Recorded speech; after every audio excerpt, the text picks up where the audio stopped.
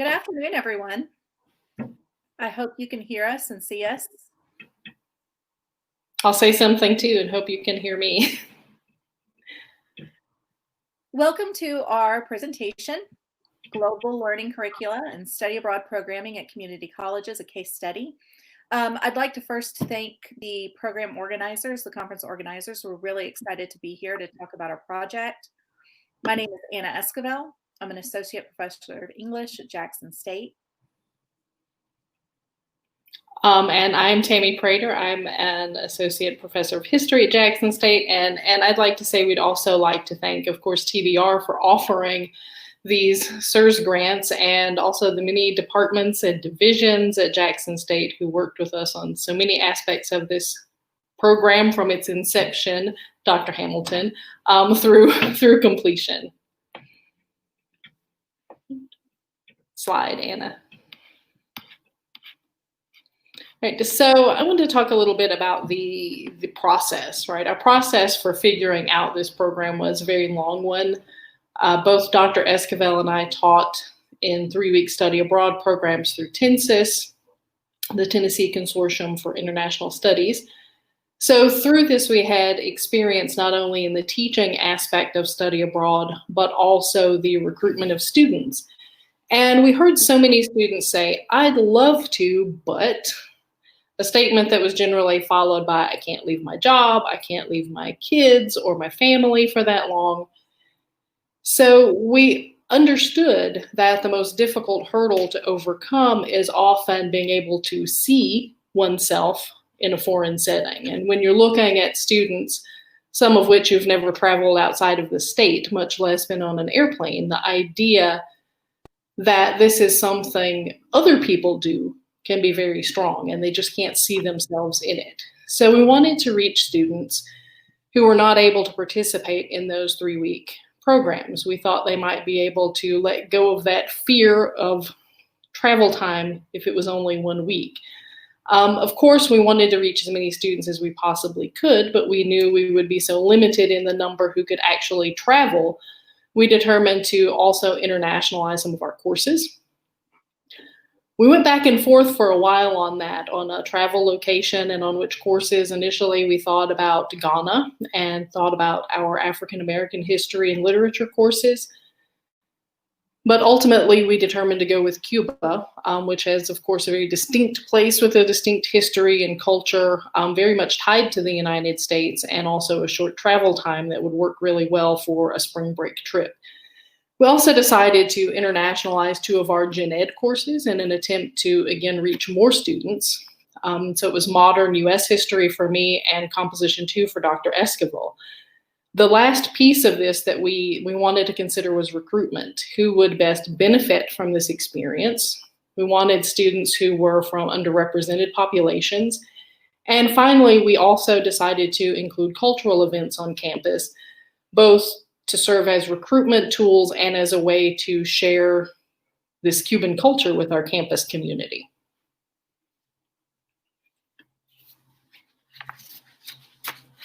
Our first step in this process, as we are solidifying our conception, is to find a way to address those needs that Tammy just identified. So Tammy and I, again, both worked with TNSIS, so we knew that TNSIS was going to be a really vital element, not just because they're great people, because they are, and anybody who's worked with TNSIS knows this, but because the infrastructure that they provided was really a necessary asset to our success.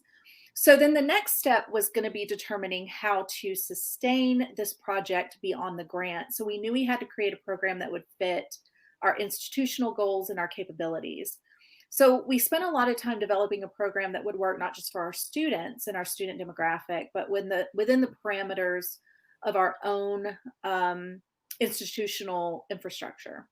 So to do this, we convened an advisory group of stakeholders across the campus. This included, of course, Dr. Hamilton, who was our president at the time, our vice president of academic affairs, Dr. Larry Bailey, both of our deans, Vivian Minton and Dr. Michelle Camp. And then we relied quite a bit on our institutional research department.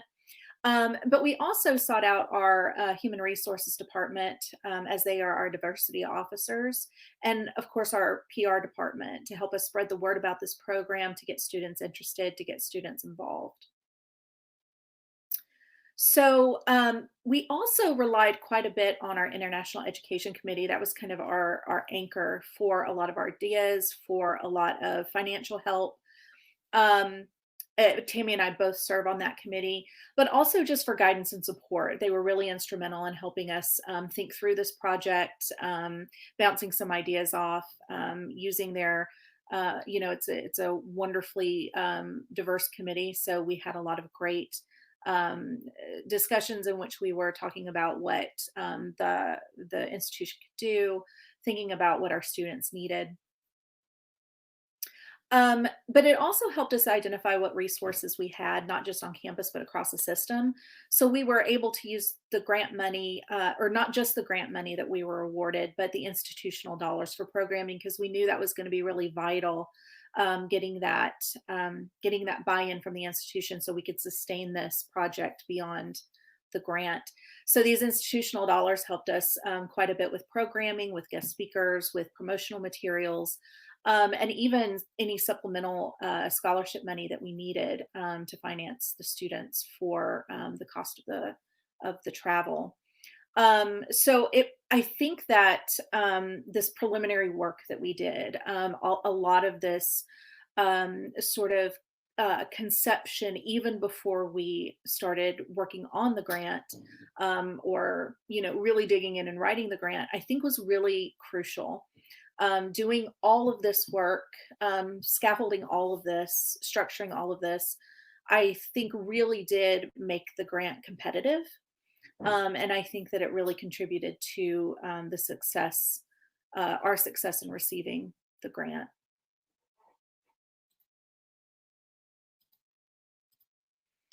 So another priority for us when we were developing our grant proposal was to reach as many students on campus with this opportunity as possible. So as Tammy mentioned, we did have a target audience. We did want to make sure that this was an opportunity open and available to underrepresented populations. And we knew that the travel study portion of our program was going to be limited to 10 students, right? We wanted to make sure that we had a small group. All of us involved in the project, in the program in the spring could travel together. So we knew we had to keep it small. However, we also knew that our benchmarks for international education as defined by our TBR taxonomies was more than just sending students to new places. Although that's a really wonderful part and an important part, a primary focus for our project was always to find ways to bring international education to the classroom, so that we could serve more students. So even before the spring program, we had planned to redesign our fall courses to include a more diverse and globally conscious curriculum in our English composition courses and our US history courses. So it was really important to us that the spring travel study experience move beyond the personal experience, and connected it. We made sure we connected it with the academic experience as well. So even with our spring program, we wanted to make sure we supplemented as much of the embedded travel to Havana by making sure we redesigned our curriculum, so that it was primarily focused on very diverse readings, very diverse perspectives. And we also imagined too that this would be capstoned by a research symposium at the end of the semester. And of course, we'll tell you how well that went a little bit later.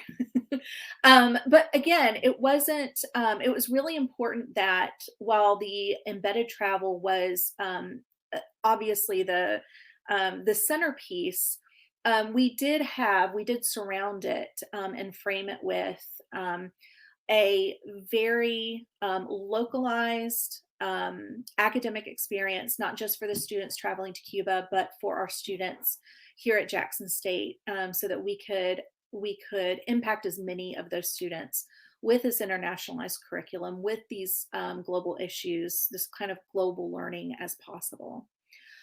So we also wanted to make sure that we maintained that vision, that our primary goal would be to recruit students to this program that were primarily from underrepresented populations, and not just traditionally underrepresented in higher education, but in study abroad specifically. So for most of our students, as Tammy mentioned, um, they are overwhelmingly underrepresented in study abroad, and primarily for many of our students, it's because those 3 and 4 week programs, they're wonderful programs offered by Tensis, but so many of our students at Jackson State are working full time or working multiple jobs, or they are caregivers. So as Tammy mentioned, leaving for that long isn't necessarily an option. So we wanted to make sure that this experience would be targeted to those students for whom traditional Tensis programs might not be an option.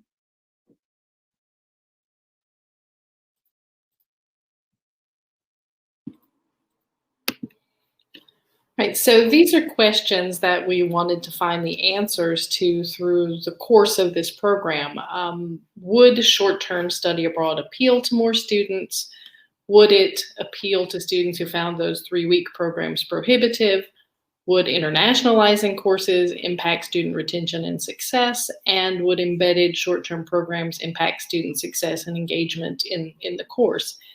And I think we can say yes to the first two. The last two questions, it's a bit more complicated to answer those due to, as I'm sure you're aware, we got some sort of skewed data offered up by COVID-19, right? By essentially, we returned from our trip and we said goodbye at the airport in Nashville, and we never saw each other in person again. So it was a real sort of wrench thrown into what we were planning.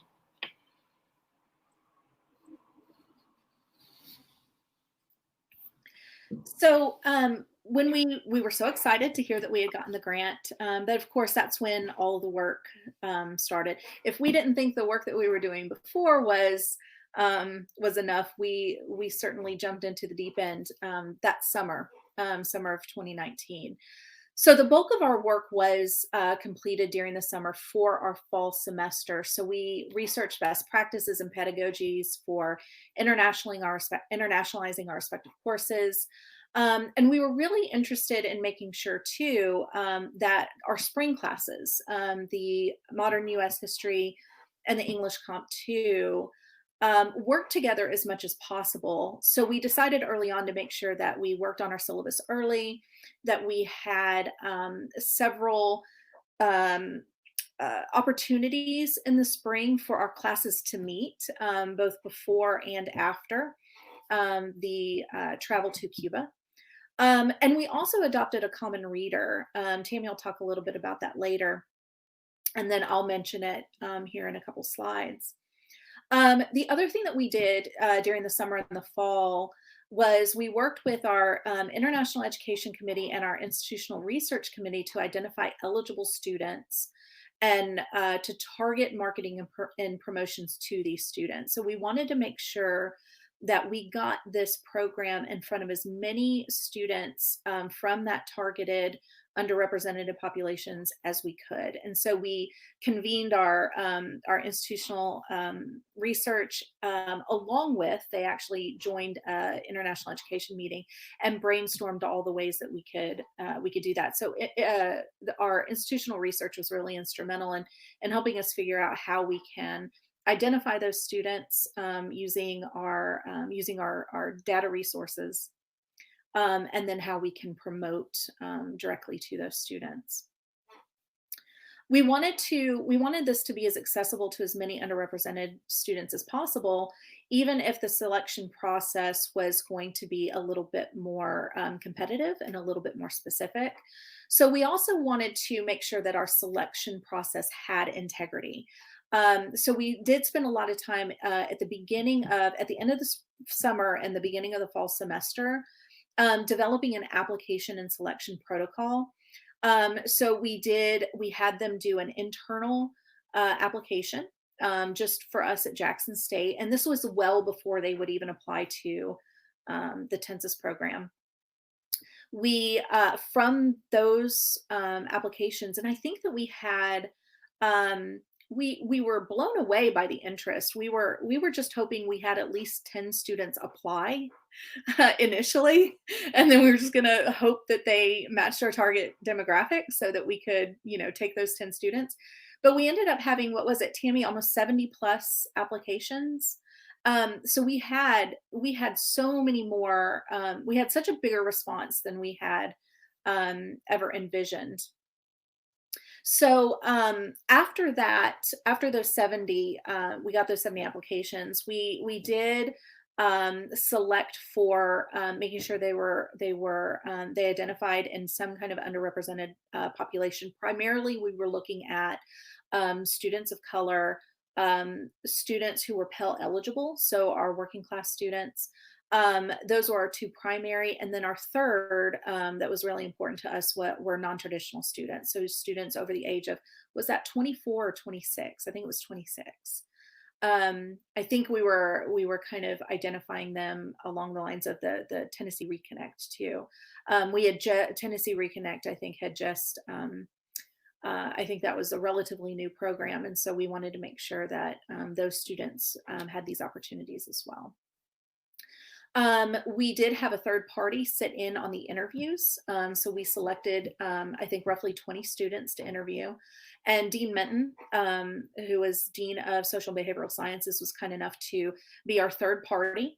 But we also thought it was important that Tammy and I both sat on those interviews. When you're talking about selecting 10 students, and especially I think to go somewhere like Cuba, to go to a place that's so unique and that has such an interesting relationship with the United States, it was important to think about too how the students were going to get, how successful the students were going to be, not just academically, but as a group. And so it was important for Tammy and I both to kind of be part of this interview process to get a sense of what this group makeup was going to be. But we wanted to make sure it wasn't just us picking the students that, told us the things that we wanted to hear. So Dean Minton was a really important person to help us balance some of those perspectives. So how did we promote this program? This was a campus-wide effort. One thing that I have to say that I love about Jackson State is everybody is so supportive of study abroad. So we just had everybody talking about it. So obviously we had social media promotions, we had your typical flyer promotions, we had emails going out to students, we actually had texts going out to students. But I think what was really effective too is we had so many faculty members who invited us into their classrooms when we could actually see people in person, and to talk about our program. And that was a real important element of our promotions, is just getting in front of the students, letting them know who we were, promoting the program, talking about how exciting an opportunity it was. So I think that was really instrumental. And then finally, one of our biggest, most exciting things that happened in the fall was we got to work with Teresa Castillo, who is the assistant director for TENSIS. She was going to be she was our program director for Cuba. So she would be traveling with us. She would be managing the program. And so it was really important that we worked with her closely to create an itinerary that worked not just for the travel to Cuba itself, but to create our itinerary, but to tailor the excursions to our two courses and our interests. So I think Tammy's going to talk a little bit about one of the big ones that we got to do, a trip to Kohimar, which was really important, and she'll talk a little bit about why that was so important, that was so instrumental to tailoring that itinerary to our courses. So we did an internal application process, and so we were really excited about the applications. We ended up being able to, I think, choose students who really represented the makeup that we wanted to see taking advantage of a program like this. So, based on our funding, we were able to take 10 students. So Tammy had 5 students in her class. I had 5 in mine, and so together we were 10 students, 2 faculty, 1 program director, traveling to Havana for 7 days. And we ended up accepting, and Tammy, remind me if this is true. We ended up accepting out of the 20 we interviewed, the 10 students, but we had 2 alternates, right? We did have 2 We had alternates. 2 alternates. And I believe one of those alternates actually ended up going because we found out really quickly in our application process that one of the students who applied wasn't eligible. And so this was again exactly why we needed those alternates. So all of those all 10 of those students applied to the Tenses program officially. So we wanted to make sure that no student applied and paid that $100 who wasn't already accepted into the program. So then once they were chosen, they officially applied to Tensis. So we had I think we had a really great makeup in terms of our group. We had about 40% were African American students. Half of our students were from of non-traditional age. They were non-traditional students. We did have almost half male and female. We had about 40% female, and then all but 1 student was Pell eligible. So we felt like we had really done a good job of making sure that we promoted to the right group of students, and that we had offered this opportunity to the students who we wanted to take advantage of it. I think that I skipped. There we go. And then I promise I'll stop talking in a minute and let Tammy get a word in edgewise. Okay, so that was the fall semester, and we'll talk a little bit more about how we internationalized our courses here in a minute. But in terms of the overview of the spring program, one of the things that we did is we spent our winter break clarifying our syllabi for the Cuba classes. We both chose readers for our classes that focused on U.S.-Cuba relations. And then, of course, we continued to work with Teresa to ensure that those first 7 weeks of our semester, that the students were prepared with at least some academic knowledge of Cuban history and culture with which to frame their experiences. And so we made sure that we did tailor the itinerary to fit how we were introducing students to Cuban literature, history, and culture. Teresa met with us through Zoom as part of an orientation, pre-departure orientation to prepare students for the program. So this was an opportunity for us to get our students together in a room as well, so they can meet each other. We traveled to Cuba, which we will talk about more in a minute. And then after our trip to Cuba, we spent 7 weeks processing our experiences through our writing and research.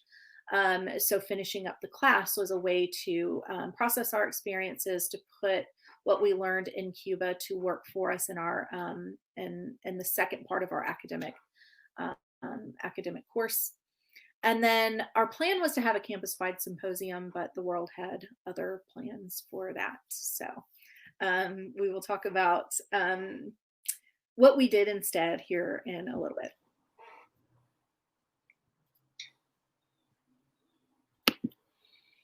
Right. So one of the other things that we did as a part of this program was to bring speakers to our campus. And the first one of those you see here is Maricela Vega, who's a Cuban American writer. And I have to say our wonderful Spanish professor, Mary Wadley, knows Maricela and was able to bring her to our campus in October. Basically we said, can you help us with this, Mary? And she pretty much did it for us. And so she did a great presentation. She actually did 3 presentations to make sure that the most students could have access to this. But she did a presentation on Cuban women, poets, exiles, and dissidents. And for us, we wanted it to act as a recruitment event, but also to expose the campus, students, and our local community to Cuba, which was a theme that we wanted to follow right through the spring, and through that symposium we didn't get to hold. But I think we can call this presentation certainly a success. Again, there were 3 sessions and over 300, students, faculty, staff, and community members in attendance to those 3 sessions on our campus. I think that's a pretty big deal for us. Right, the next slide, please, Anna. This one we did in February, right before our departure. We worked with the Center for Latin American Studies at Vanderbilt to bring historian Dr. Frank Robinson to campus, and he presented for about an hour and a half on ties of singular intimacy, changing dynamics of Cuba-United States relations, which was a very pertinent topic for all of us, especially, for both courses, but in history, we were definitely looking at Cuba-US relations. There were over 70 students, faculty, and staff, and community members who attended this presentation as well. And afterwards, we actually, we took Dr. Robinson to lunch, and some of our 10 students came along on this lunch, and we just sort of sat back and let them talk to him. And he's been to Cuba, and they're very excited about going. And so we let them, talk with him and ask him questions. And it was really a fantastic experience for Dr. Esquivel and I to watch them in this setting, because I remember thinking, and I'm sure she thought the same thing, here are these community college students, and what they're having right now is essentially a graduate student experience, right? So it was a really great presentation and a great experience for them. Did you have anything to add about either of those presenters, Anna? I do want to say, again, I thought Maricela Vega was a really important, a really important person to have as a Cuban American. I think that a lot of the students were very receptive to her story. But I was particularly excited to see that Dr. Robinson's talk really had an important impact on the students who went to Cuba, because they actually brought up things that they had learned from Dr. Robinson as they were in Cuba. So it was a really great sort of just scaffolding moment. I agree with you, Tammy, that it was like giving them that graduate school experience. And you could see on their faces too, and we talked about this after the lunch, that they were hanging with Dr. Robinson, right? They were hanging with this Vanderbilt scholar of Cuban culture, Cuban history. And there was that sense of confidence, that they can do this. They can think on these really, incredible levels with this Vanderbilt scholar. And there was a little bit of an ego boost there. But those conversations that they had with him kept coming up throughout their trip to Cuba, and even after in some of their research. Okay, next slide whenever you're ready, Anna.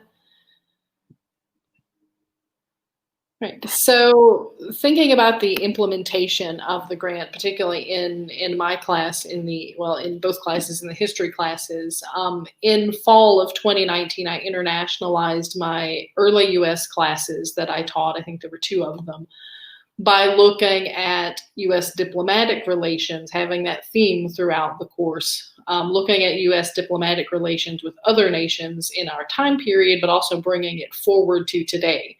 So students looked at the history as well as current diplomatic relations in the top, I think it was the top 14 nations that the U.S. has relations with. They each presented then on their nation at some point in the semester, and then they also wrote a research paper on some topic they chose relating to U.S. diplomacy. In the spring, I did the same for the modern U.S. history.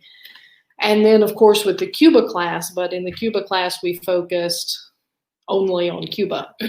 My students in that course did readings on the history of Cuba. They read a book called A Brief History of Cuba, which was still a couple hundred pages.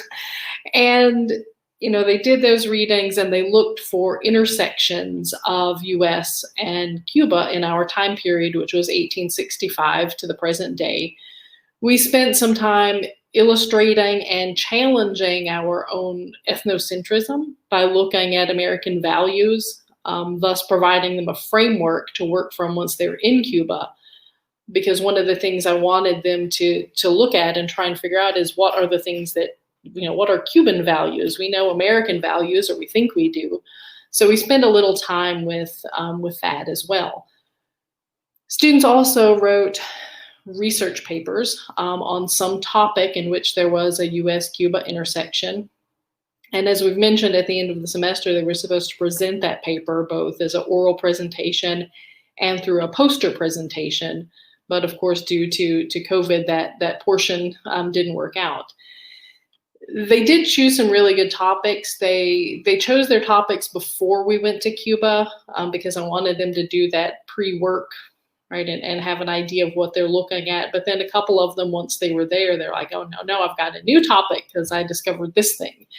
And so I had 5 students, right? One compared healthcare in the US and Cuba. One did a comparison of education in the two nations, and one did looking at the differences in rates of substance abuse and how it's treated, right, in the US versus Cuba. There was one who did a paper on the US embargo of Cuba. And then finally, the last one did a paper on the 1991 Pan American Games, which was really, he was very interested in athletics and sports. And we drove past the stadium where those Pan American Games were held. And he's like, what is this? And he got really interested in that. So students also used, our schedule was packed when we were in Cuba, and there were many, many educational experiences that we had. And each one of them conducted an interview with someone in Cuba as part of their research. And so I think that was really enlightening for them. And so I'll go ahead and say, when we realized that we wouldn't be able to hold our research symposium after we came back, and we knew we had to come up with some other assignment that would also challenge our students. We're fortunate enough to know Professor Tanya Parm, who teaches history at Jackson State. And in talking with her about our experiences in Cuba and the dilemma of losing this assignment, she said, well, you've talked a lot about the art of Cuba, and I see all kinds of photos of Cuban art. So she suggested that we create an assignment that reflects the experience of Cuban artists who have very limited resources. Art is created from virtually, whatever is on hand, whatever can be found. So the new assignment, students were to create a piece of art that illustrated their experience in Cuba using only what they had at home. They could not purchase anything. And of course, at this time, I think we were under shelter-at-home orders due to COVID, so it worked out nicely enough in that situation. Then they also had to write a process essay detailing how they came up with their idea, the process for creating their work of art, and how it represented their experience in Cuba. And then finally, they had to show their artwork and present it to the class. And so there are two examples here on this slide. One reflecting, you can see the United States is upside down and Cuba is on top, and there's an eagle with a cage over Cuba, right? So reflecting that upside down and sort of controlling nature that the US has for Cuba, and that the nature of that relationship. And the other illustrates a more personal experience that we had with members of a community project, Espiral, which was a grassroots organization that's dedicated to educate young people on environmental issues and sustainable development. And we had a circle where we all shared and got to know each other and played some, sort of fun icebreaker games. And so that was a very important moment for her.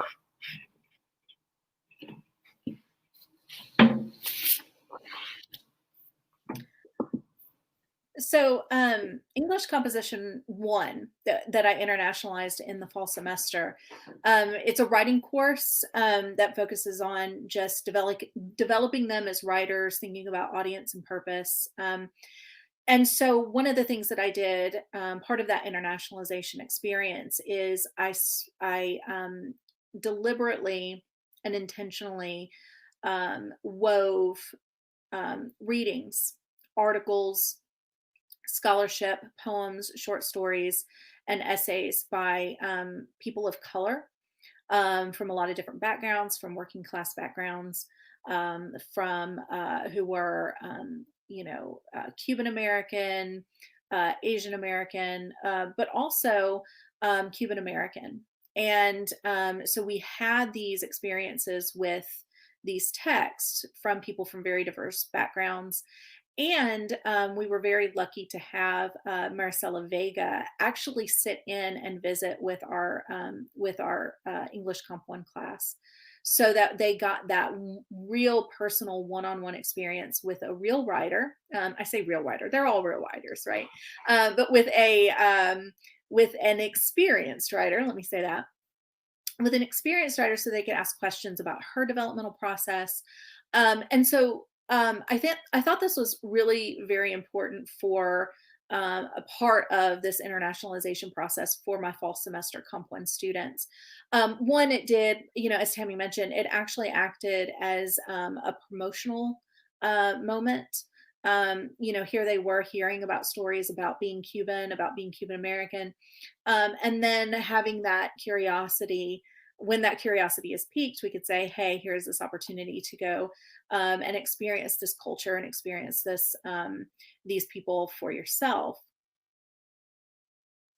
In the spring semester, my English Comp 2 class is primarily a rhetoric and research class.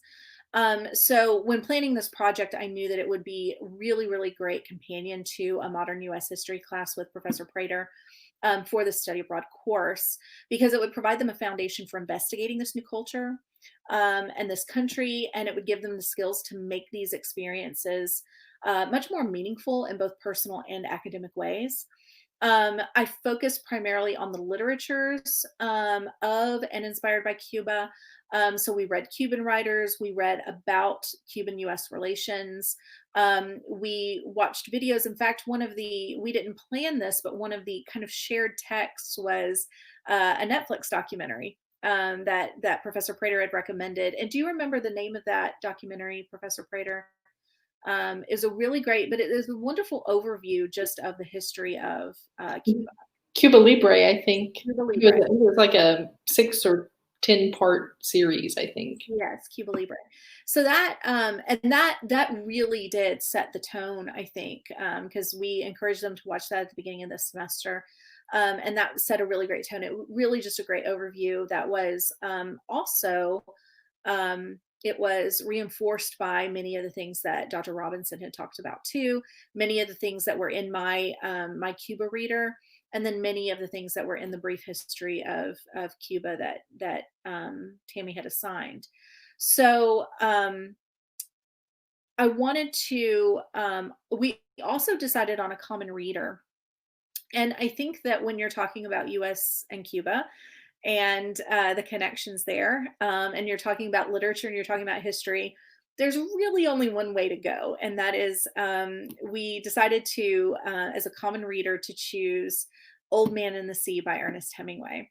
And so this became a really important centerpiece too for not just our two classes, but for our experiences in Cuba. Obviously, we were able to learn a little bit more about Hemingway when we were in Cuba. The students really did, though, with those common readers, they did seem very engaged in the readings and they benefited from the book. And we read the book before we traveled to Cuba. And I know Tammy's going to talk about this, but um, our our tour guide who is with us every day, Jesus, he was also very well versed in Old Man in the Sea. And hopefully Tammy will mention, and if not, I will, a really great experience we had with Jesus on that day. So I managed the calendar to ensure that students would have, very much like Tammy did, would have a sense of what their research projects would be before we arrived in Cuba, so that they had a plan for research, a direction for their interviews, a strategy for gathering information and data related to their project. And this worked really well. They didn't have to be super specific, but I wanted them to have kind of an idea. And very much like Tammy's students, some of them changed their minds. They got so interested in some of the things that some of the people we were meeting, some of the things that they were encountering, and so some of them shifted just a little bit. So one of my students did a project on dance and music. So how Cuban dance and music intersected with African American music in the United States. I had a student who focused primarily on art and the culture of art in Cuba. I had a student who wanted to explore criminal justice and the criminal justice system in Cuba versus the United States. And then I had a student who focused primarily on sustainability and agriculture in Cuba. So that was really interesting to him. And he had some really good information that came from the Project Esperal as well. So this worked really well. And then after they solidified their program in Havana, and then afterwards, they were able to come back and use that information. And they also contributed in the art project as well.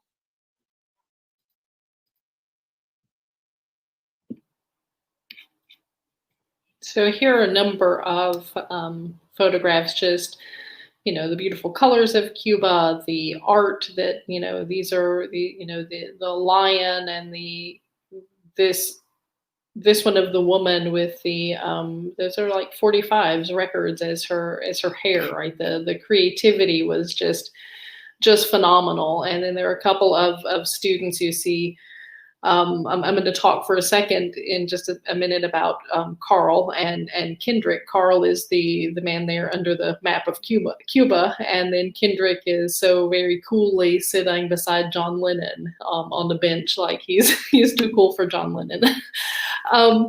So our trip was filled with so many cultural and educational experiences that, without the itinerary, I couldn't even list them, but we went to the University of Havana. We went to listen to a speaker talk about the literacy campaign. We went to the Literacy Campaign Museum, and she talked about the literacy campaign during the revolution. We went to the Latin American School of Medicine, which is where that map is that Carl is standing under. We went to the Museum of the Revolution, right? So lots of history involved in this trip, but we saw these students, on this trip also just really looking out for one another. And some of them developed really great friendships. And I think Carl and Kendrick did. They were roommates, and they spent just a lot of time together on this trip, and they formed this really tight bond. And all of the students did, right? They were very supportive of one another. And very early on, Carl's phone stopped working. It just froze. Like the second day we were there, maybe he couldn't use it at all. And it was very difficult to use our phones in Cuba anyway, because you had to buy 1 hour cards, 1 hour internet cards, and enter some big long code. And even once you did that, sometimes it still didn't work. So it wasn't easy to communicate with people back home from Cuba anyway. But one thing that Carl couldn't do was take pictures, right? Because his phone completely stopped working. And so first the students, they all tried to fix his phone, because they're like, oh, he doesn't know anything about technology. We can fix it for him. And they couldn't. But the thing that they did do, which I thought was just such a wonderful thing, is they use their phones to take pictures for him and of him. And so you would hear students say, do you want a picture of that, Carl? Or, Carl, stand over there and I'll take your picture. And so it was just this really wonderful thing. And of course, I have plenty of pictures of Carl on my phone too, and I'm sure Anna does as well. But, I also let him use their phone a time or two so he could talk to his wife and let her know that he was okay and that things were going well. So it was just delightful in the way that they were so supportive of one another. Another thing that I want to mention about this experience was that Dr. Esquivel and I and Teresa Castillo, two of Tensis, we would meet with the students at the end of the day, every day, for some reflection time on the experience they'd had of the day, or for a more directed discussion based on some sort of reading or something that we had talked about before coming to Cuba, and now we had experienced it there. And so we would have these long conversations and debates about cultural differences, and they would get so into these conversations and just truly, like debate and bring up evidence about like whether or not the US embargo against Cuba was fair or not, what they could do when they came back to the US to try to open lines of understanding and communications. And they just became so so into it, right? That these meetings would last sometimes a couple of hours. We would say, we're going to meet for 20 minutes. And 2 hours later, we were still there. And a lot of times they really only ended because everyone was hungry and wanted to go find something to eat.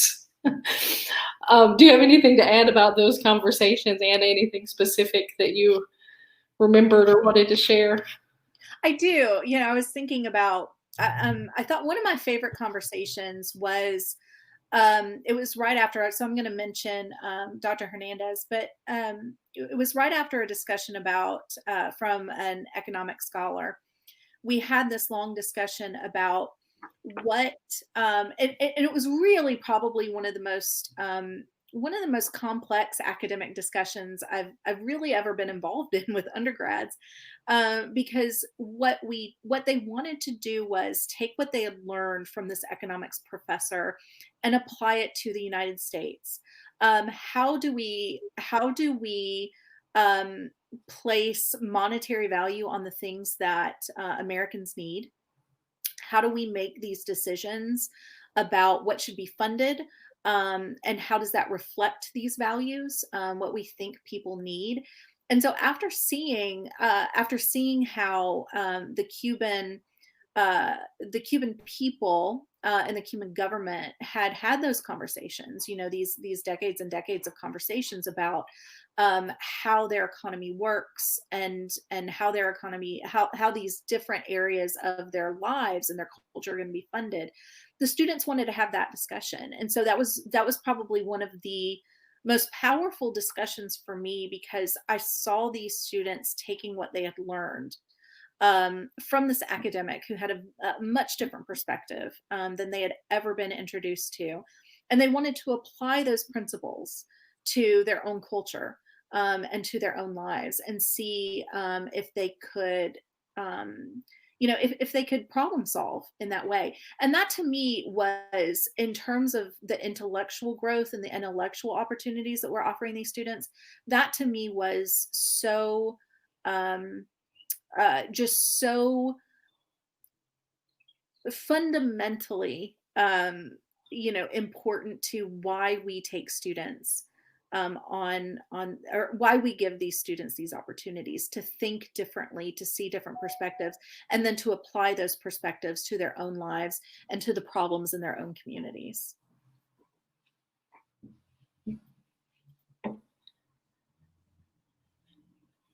So, two of the cultural excursions that students seem to really enjoy were our trips to the ballet school in Havana and the trip to Ernest Hemingway's home. We only have like 10 minutes left, Anna, so I hate we have to rush through these things. Students were the ballet school, and right, I love this photo of these three young men watching these young Cuban men dance ballet, and one is recording it on his phone, and it was such an interesting experience. But one of the things that they were so interested in that they just couldn't wrap their minds around was at this ballet school there were kids as young as I think about 6, and they couldn't understand why children were being allowed to choose an educational focus like ballet. It was such a foreign idea to them for students to begin some sort of training or have some sort of choice in what career focuses they wanted to have at such a young age. And so I think that was very informative to them. And then Hemingway's home, and you see the students there posed outside of his home, and the town of Coimar were more important, were very important experiences for all of us because we did all read The Old Man and the Sea, and we got together as a class, or as two classes, right? The 12 of us together and had a discussion about this book, and they were so into that discussion and trying to figure out what was the meaning of this fish, and was it a positive ending or a negative ending, and I think seeing his home, and the town, which was the setting of the book, gave the students, and I'll say for me too, right, a much deeper understanding of the book and the culture, and to read something, and something that's considered such a classic and a masterpiece, right? To read it and then to go to the place that, you know, that Hemingway was envisioning whenever he wrote the book was a very powerful experience. And I know Anna wanted to say something about Jesus and Hemingway, and I don't remember what it was, so I didn't include it. Well, we were on the bus. This was actually before we went to Hemingway's house, and I think Jesus heard some of the students mention that they had read Old Man and the Sea, and Jesus just engaged them in this very long conversation where they did a really incredible literary analysis with Jesus on Old Man and the Sea, and they're captivated. You know, we're on this bus and we're going to wherever it is we were going, and they were just captivated. You know, Jesus was a graduate of the University of Havana. He had read Old Man and the Sea, he'd studied literature at some point in his studies. So here they are again having this another scholarly discussion, doing this deep dive into literary criticism with Jesus, you know, who we had been spending a lot of time with, and I just thought that was such a cool moment for the students. Um, so yes, we are running out of time. The good news is that coming up, it's just all data, and you know we can skip over that really quickly, right? But the last thing I wanted to say about our time in Cuba, which I think is the most important. So our itineraries are decided in advance because it's really important when you're traveling to Cuba that you are focused on meeting and establishing personal relationships with the Cuban people. So almost every experience provided us with the opportunity to meet with community and social justice groups, students, professionals in a number of fields. We did spend most of our time with the Esperal, and we also met with the Cuban Institute for Friendship with the People, who are dedicated to making international connections and educating people about Cuba. We met with Cuban artists, historians. We met with, again, I mentioned earlier, the economic professor, Dr. Rafael Hernandez, who just sparked so much interest in our students. And then I think the most remarkable experiences that we had, though, is meeting two people who actually had strong Tennessee ties. So Luisa Campo, who was the director of the Literary Campaign Museum that Tammy mentioned, actually had a good friend in Memphis and had been to Memphis and had visited her. And actually, that friend was there. She's a professor at the University of Memphis, and she had dinner with us on the last night. She was at Dr. Hernandez's talk. And so Louisa was able to share her experiences with the students about visiting West Tennessee, about visiting Memphis. And then we got to meet an American student who had just graduated from the Latin American School of Medicine. And she was a graduate of Fisk University. So again, somebody who had lived in Nashville, was thinking about going back to Nashville. And so these experiences were just so neat. It was almost one of those small world experiences. It's a small world. And so the students really I think the students really got a kick out of seeing these personal American connections, you know, and not just American, but, you know, just right in their own backyard. And so those experiences with people were so important. So we want to talk just for a second about um, the data that we collected, because we knew that was really important, especially with the comparing our internationalization projects from the fall semester.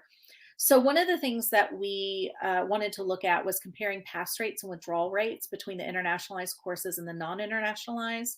And we did see some pretty positive results. In my fall English 1010 class, I had a total of 68 students in 3 sections that semester.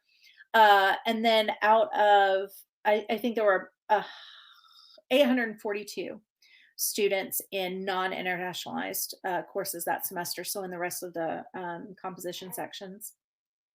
And as you can see, my pass rates for my classes were generally higher than the non-internationalized courses. The one area where that wasn't the case was with African American students, which was disappointing. But I was buoyed by the fact that the withdrawal rates were lower for African American students. They were at least persisting in the internationalized courses. Unfortunately, we weren't able to get the data for the non-traditional students here, but we were pleased with our results in terms of pass rates and withdrawal rates for English. History. Tammy, did you want to talk about this one, or was that me? No, it was me. Just to say that, you know, there were some significant increases in the fall in pass rates for the internationalized courses compared with those courses being taught which were not internationalized. This is compared the courses that I taught to courses that were taught by other history professors, because I did not teach this course the previous fall. So there was also a drop in the withdrawal rates, especially among African American students, which I thought was interesting. And then we also took a look, again, we didn't get the data for Tammy because she didn't teach in the fall, but I wanted to look at my pass rates and withdrawal rates from my fall semester when I taught to my fall 18 when I taught to fall 19. And as you can see, both the pass rates and withdrawal rates improved between the internationalized that I taught versus the non-internationalized that I taught the following fall. So that was also a really, really great to see.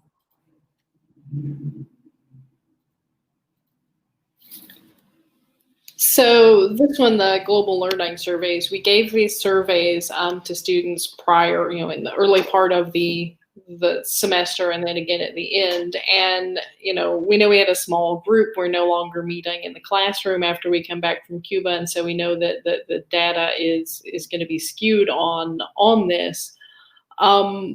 But we did see, some increases, for example, in modern U.S. history course with a study abroad trip, when students were asked to rate statements. I give space to people from other cultures to express themselves, and I value the opinions of people from different cultures. Those who strongly agreed with those rose from 20% to 75%, which is a huge increase. Again, it's only 5 students, so that sounds maybe a little more than it was. The same question in an internationalized 2020 course that didn't include a trip still saw a rise from 35% to 61% and 53 to 69% respectively. So it was, that was helpful. There was not really marked improvements in concrete behaviors such as seeking out readings or news reports or anything like that in that survey. Tammy, I'm going to go ahead and skip so you can. That's absolutely fine. So our lessons learned, right? And the partnership program for spring break trips has a much shorter recruitment period, which left us with a much smaller margin for error. The due dates for applications and documentations was earlier than we were used to, so we had to be both flexible and very creative in our process for recruitment and all the way through the implementation of this program. And this is also compounded by the unique travel restrictions of Cuba.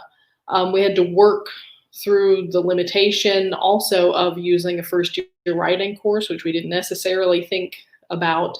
The acceptance requirements for Tensis ultimately meant that we had a much larger pool of eligible applicants for history than for composition because they just didn't meet the requirements.